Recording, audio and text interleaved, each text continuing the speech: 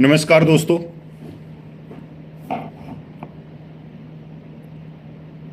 सात राज्यों की 13 सीटों पर उपचुनाव के नतीजे बीजेपी के लिए एक संकेत भी दे रहे हैं और एक बड़ा मैसेज भी दे रहे हैं बीजेपी के लिए। मैसेज ये कि वो दलदल की राजनीतिक से बाहर निकले, काम करके दिखाए, क्योंकि लोग ऊब चुके हैं भाषणों से, जुमलों से, 18-18 घंटे काम करने वाली सरकार से। इसलिए ये रिजल्ट बहुत कुछ कह रहे, एक तरह से ये घंटी बजा रहे हैं बीजेपी के लिए। ये नतीजे चौंकाने वाले नतीजे हैं। 7 राज्यों की 13 सीटों पर उपचुनाव के नतीजे। अगर राज्यवार भी देखें एक बार नजर मार के, मध्य प्रदेश अमरवाड़ा विधानसभा भाजपा जीत गई, कांग्रेस हार गई। बिहार रुपौली विधानसभा निर्दलीय जीत गया, जेडीयू हार गई। जेडीयू एनडीए के गठबंधन में है। पंजाब जालंधर पश्चिम विधानसभा आम आदमी पार्टी जीत गई, बीजेपी हार गई। पश्चिम बंगाल में 3 सीटों के ऊपर उपचुनाव हुआ। रानाघाट दक्षिण टीएमसी जीत गई, भाजपा हार गई। रायगंज विधानसभा पश्चिम बंगाल टीएमसी जीत गई, भाजपा हार गई। बागदा विधानसभा पश्चिम बंगाल टीएमसी जीत गई, भाजपा हार गई। मनिकतला टीएमसी आगे चल रही है, 3 पे रिजल्ट आ गया और 1 पर वो आगे चल रही है। भाजपा दूसरे नंबर पे चल रही है। हिमाचल प्रदेश में 3 विधानसभाओं पे चुनाव था। हमीरपुर भाजपा जीत गई, कांग्रेस हार गई। देहरा विधानसभा कांग्रेस जीत गई, भाजपा हार गई। नलगढ़ कांग्रेस जीत गई, भाजपा हार गई। उत्तराखंड बद्रीनाथ की विधानसभा कांग्रेस जीत गई, भाजपा हार गई। मंगलौर कांग्रेस जीत गई, बीएसपी हार गई। और उत्तराखंड के रिजल्ट भी चौंकाने वाले हैं, ज़्यादा मार्जिन नहीं है, सिर्फ पे 600 वोट से लेके 1900 वोटों तक का मार्जिन है दोनों सीटों पे। तमिलनाडु विरकवंडी विधानसभा डीएम के आगे और पीएम के पीछे। ये बीजेपी के लिए एक तरह से घंटी बज रही है, क्योंकि बीजेपी आज वर्तमान में 18 राज्यों में है। और जिस तरह से 10 साल में अगर अच्छे काम हैं तो वो बीजेपी ने अपने सिर पे ले लिए, और बीजेपी में भी खासकर एक व्यक्ति ने। अगर कुछ काम गलत हो गए या लोगों का ध्यान भटकाना है तो वो फिर चले जाते हैं नेहरू के ऊपर। अब एक ही चीज को बार बार दोहराओगे तो आम आदमी जो है वो उदास हो जाएंगे, वो राजनीति को समझने लग जाएंगे। अगर टीवी के ऊपर एक ही फिल्म को दिखाते रहोगे तो भाई कितने दिन तक कोई देखेगा। तो बीजेपी ने जो पिछले 10 साल में जो हुआ वो आप लोगों को पता ही है कि आज भी बीजेपी दलदल की राजनीतिक से बाहर नहीं निकल रही। अभी उन्होंने नोटिफिकेशन जारी कर दिया, संविधान हत्या दिवस 25 जून। उससे पहले लोकसभा के अध्यक्ष ने संविधान जो आपातकाल लगाया था उसके ऊपर निंदा प्रस्ताव पास कर दिया। इंदिरा गांधी ने 1975 में 74 में लगाया था। उसके बाद में राष्ट्रपति के अभिभाषण में भी आपातकाल। लोगों को कांग्रेस बीजेपी से मतलब नहीं है। आम व्यक्तियों को, नौजवानों को रोजगार से हैं, रोजगार बिल्कुल खत्म ही कर दिए, रोजगार कहीं छोड़े ही नहीं है। जो सरकारी सेक्टर थे आज के दिन वो प्राइवेट हो गए, प्राइवेट हो गए तो अपनी मनमर्जी से चल रहे हैं। और तो छोड़ो, जो डिफेंस के अंदर जो सिविलियन थे, जो 70,000 से ज्यादा थे, अब वो ही निकलने की कगार के ऊपर खड़े हैं, क्योंकि वो उनके सारे वो डिपार्टमेंट ही बंद कर दिए, प्राइवेट कंपनियां आ गई उनकी जगह। आज लोगों को शिक्षा, स्वास्थ्य, रोजगार, महंगाई से निजात, कर्मचारी वर्ग को पे पेंशन में ज्यादा, मतलब किसी तरह से भी कोई भी खुश नहीं है, ना किसान, ना कर्मचारी, ना मजदूर। आप खुद देख रहे होगे, कर्मचारियों का लालन पोषण सारा ही वेतन के ऊपर होता है। अब जो फार्मूले हैं महंगाई के, जो लेबर ब्यूरो रिलीज करता हर महीने, अब जनवरी से लेके जून तक जो आंकड़े हैं वो 3% डीए के बोल रहे हैं, जबकि ग्राउंड के ऊपर आप महंगाई देखोगे तो 150 रुपये से ऊपर तो दालें हैं, खाने वाली दाल 45 रुपये से ऊपर तो आटा है गया हुआ। और आंकड़े 3%, और कब के चले आ रहे हैं, उनमें कोई संशोधन नहीं। आज 2024 साल चल रहा है, उसके अनुसार आए। कर्मचारियों के तो वैसे भी पीछे लगती है बीजेपी, हमेशा से कहते हैं कि सबसे ज्यादा टैक्स में किसका योगदान होता है, कर्मचारियों का।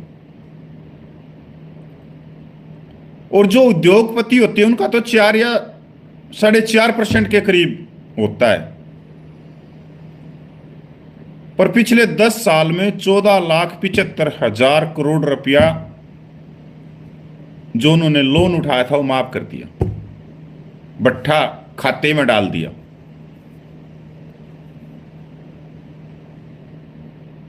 टैक्स लेवे से वो का वही है 2.5 लाख।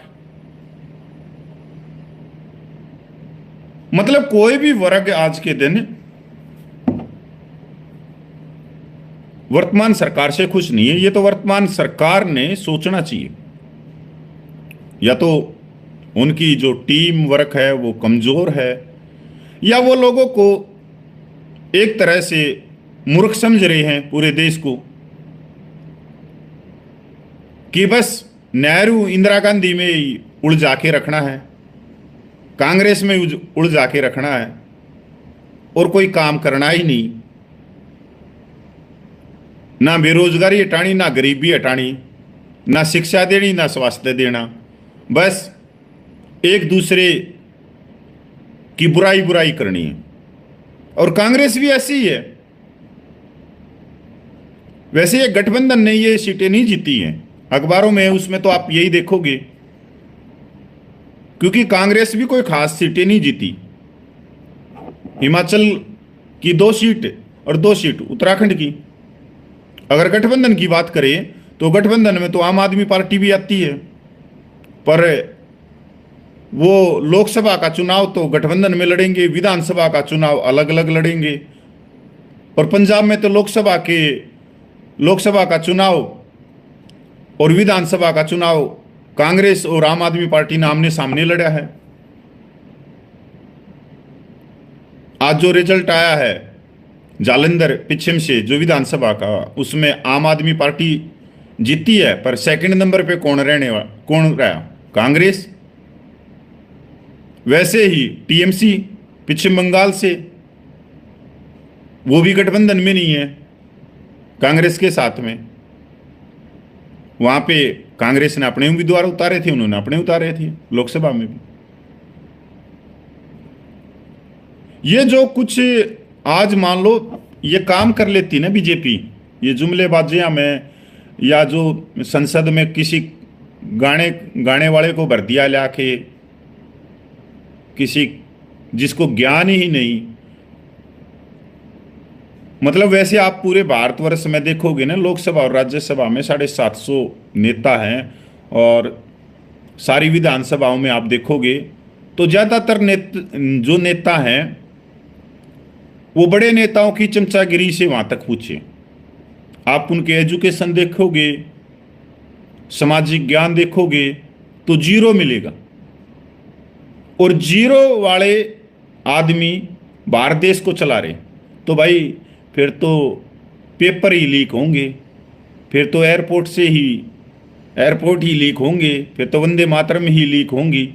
मतलब सब की राजनीति अपने अपने हिसाब से है। तो मेरा तो यही है कि जो बीजेपी सरकार को लाने वाले थे वो थे पूर्व सैनिक, और बीजेपी का एक बड़ा ही, मैं इसको कमजोरी मानूं या अच्छाई मानूं, कि बीजेपी जिसका पहले हाथ पकड़ती है उसको बाद में खा लेती है। कोई भी राजनीतिक पार्टी हो, चाहे गठबंधन की हो, पहले आपने देखा होगा 10 साल में क्या कहते थे, बीजेपी बीजेपी बीजेपी। आजकल तो चलो गठबंधन की सरकार है, ये एनडीए पे आ गए, ये बीजेपी सरकार नहीं कहती। पर जिस भी सरकार का है, जिस भी क्षेत्रीय दल का इन्होंने हाथ पकड़ा, उसको अपनी पार्टी में ही मिला लिया, उनके विधायकों को तोड़ के कैसे ना कैसे करके। ऐसे ही जिन्होंने भी इनका साथ दिया, सबसे पहले इन्होंने उन्हीं के हाथ को छोड़ा, और इनका साथ दिया सबसे पहले पूर्व सैनिकों ने। आज पूर्व सैनिक पूरे देश में रोते घूम रहे हैं, न्याय की मांग कर रहे हैं। एक एक साल तक दिल्ली जंतर मंतर के ऊपर धरना प्रदर्शन कर लेते हैं। 150-200 मीटर के ऊपर प्रधानमंत्री बैठे हैं, रक्षा मंत्री बैठे हैं, पूरे देश भर के नेता बैठे, उनके कान में चू नहीं हो रही। आप क्या मानोगे इसको? लोकतंत्र, लोकतंत्र तो है, पर लोकतंत्र में यह भी बात है कि आंसू पूछना, न्याय देना, समानता देना। ऐसा थोड़ी है कि उनको मालूम नहीं। एक साल तक वहां बैठे हैं, तो जो एजेंसियां आ रही थी, एजेंसियां रिपोर्ट लेके जा रही थी, दिल्ली पुलिस की एजेंसी है, आईबी है, रा है, फिर इनके डिपार्टमेंटों की खुद की एजेंसियां हैं, क्या वो रिपोर्ट अपने पास में रख के बैठ जाते थे? नहीं, वो गृह मंत्रालय के थ्रू प्रधानमंत्री ऑफिस तक जाती थी वे। पर घमंड, अहंकार इतना हो गया कि एक बार भी उनसे बात नहीं करी। और अब तो और भी देखना, अभी आप हैं, वो आरोपी 3 रिवीजन के ऊपर कभी भी खबर आ सकती है, टेबल निकल सकती है। वैसे तो 23 जुलाई का आम बजट है, पर 23 जुलाई से पहले भी ये टेबल निकाल सकते हैं, या 23 जुलाई को घोषित कर सकते हैं। और जिस दिन ये टेबल निकली, उस दिन देखना आप कि सरकार से कितने नाराज होंगे पूर्व सैनिक पूरे देश भर में। मैंने अभी तक सिर्फ एक वर्ग की पे पेंशन नहीं बताई है कि कितनी बढ़ोतरी हो रही है उनकी, जो रिटायर्ड ऑफिसर हैं। जिस दिन मैं ये बताऊंगा ना कि कितनी बढ़ोतरी हो रही है ओआरओपी 3 में, तो 28 लाख पूर्व सैनिक निराश हो जाएंगे। इसलिए नहीं बता रहे क्योंकि हम अपना मैसेज भी दे रहे हैं भारत सरकार को कि ओआरओपी 3 टेबल जारी करने से पहले पूर्व सैनिकों के साथ में मीटिंग करें, उनको टेबल दिखाएं। अगर विसंगतियां हैं तो उन विसंगतियों को दूर करें। टेबल जारी 1 या 2-3 महीने के बाद में हो जाएंगी। पर क्योंकि सरकार के ऊपर रिटायर्ड लाभी भी पूरा दबाव डाली हुई है भारत सरकार के ऊपर कि किसी भी तरह से ORP 3 की टेबल जल्द से जल्द लागू हो जाए। अगर समय लगेगा तो भारत सरकार कहीं ORP 3 की समीक्षा ना कर ले, और अगर समीक्षा होगी तो सबसे ज्यादा लॉस उन्हीं का होगा। तो उनको अपनी चिंता लगी हुई है, वो धड़ाधड़ अपने लेटर लिखने लग रहे हैं, ईमेल डालने लग रहे हैं, दोनों हाथ से लिख रहे हैं। आजकल तो खूब आ रहे हैं।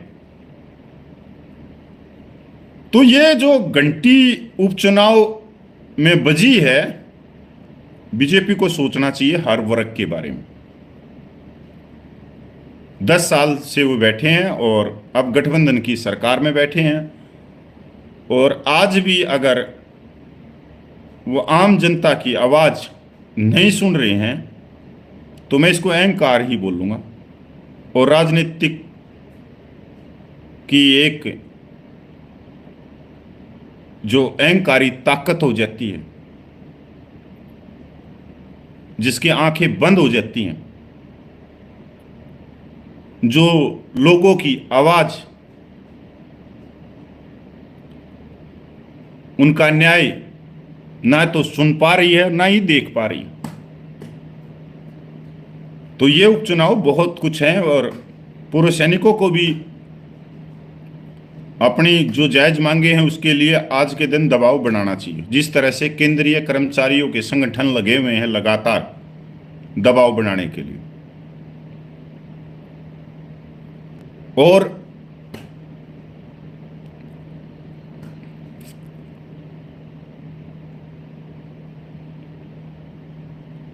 रूपकर घोष कह रहे हैं ORP 3 में फैमिली पेंशनर को बेनिफिट मिलेगा सर। अरे यार, आप ऐसी बात कर रहे हो।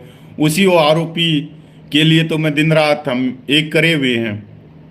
उसी ORP के लिए तो 14 महीने देश भर के पूर्व सैनिक जंतर मंतर पे 1 साल बैठ गए।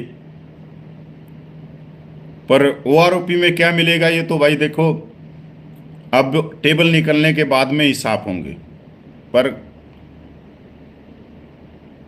कुछ खास नहीं है। बस इतना ही है, कुछ खास है नहीं।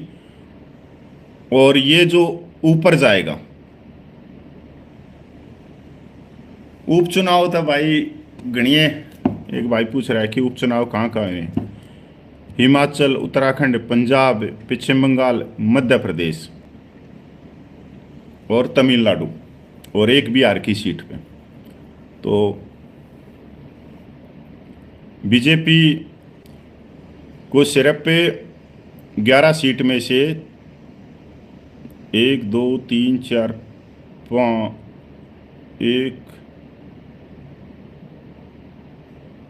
2 ही सीट मिली हैं। 11 सीटों में से बीजेपी को 2 ही सीट मिली हैं अभी तक, और 2 सीट पे अभी रिजल्ट आने बाकी हैं। पर उन पे DMK तमिलनाडु की पार्टी है वो आगे चल रही है, एक पर पश्चिम बंगाल से TMC आगे चल रही है। बस 2 सीट रहे हैं और बीजेपी को सिर्फ 2 सीट मिली है 11 सीटों में से। तो ये बीजेपी के लिए खतरे की घंटी है। उसको अपनी राजनीतिक चेंज करनी चाहिए। उनकी जो राजनीतिक फिल्म थी वो 10 साल खूब लोगों ने देख ली। अब नई फिल्म उन्होंने रिलीज करनी चाहिए, और नई फिल्म चाहे वो किसी भी तरह से करो, लोगों को रोजगार दे के, शिक्षा दे के, स्वास्थ्य, गरीबी हटाओ। बहुत सारी तकलीफ हैं पूरे भारतवर्ष में, वो सारी चीज़ों को भाई। और सबसे बड़ी बात तो मैं ये कहता हूँ कि बेरोजगारों को नौकरी। अभी आपने देखा होगा गुजरात मॉडल में एक होटल में वैकेंसी थी 50, और वहाँ लाखों नौजवान पूछ गए। होटल की नौकरी के लिए लाखों नौजवानों ने फार्म भर दिए। ये ऐसा चल रहा है बीजेपी की। भाई देखे, मध्य प्रदेश के अंदर विधानसभा चुनाव था, अमरवाड़ा विधानसभा, उसमें बीजेपी जीत गई। बिहार रुपौली, वहाँ पर बीजेपी जेडीयू गठबंधन में है, दोनों हार गई और निर्दलीय बाजी मार गया। पंजाब जालंधर पश्चिम विधानसभा से आप जीत गई। पश्चिम बंगाल 4 सीट रानाघाट दक्षिण टीएमसी जीत गई। रायगंज टीएमसी, बागदा विधानसभा टीएमसी, माणिकतला टीएमसी आगे चल रही है। हिमाचल प्रदेश, राज्य में कांग्रेस की सरकार है हिमाचल में। हमीरपुर विधानसभा भाजपा जीत गई। देहरा विधानसभा कांग्रेस, नलगढ़ कांग्रेस और 2 पे बीजेपी हार गई। उत्तराखंड में राज्य सरकार बीजेपी की है और बद्रीनाथ कांग्रेस जीत गई और मंगलोर विधानसभा कांग्रेस जीत गई, दोनों विधानसभा। तमिलनाडु विकविंडी डीएमके आगे, ये विधानसभा में आया। 11 उपचुनाव में से सिर्फ बीजेपी 2 सीट जीत पाई। तो बहुत ही मतलब ये जो नतीजे हैं 11 सीट, ये कहीं ना कहीं बीजेपी को एक इशारा कर रहे हैं कि खतरे की घंटी है। अपनी राजनीतिक चेंज करने की जरूरत है बीजेपी को, लोगों की सेवा करने की जरूरत है, लोगों को न्याय देने की जरूरत है, लोगों को रोजगार देने की जरूरत है। तो बहुत चेंज होना पड़ेगा बीजेपी को आज के दिन,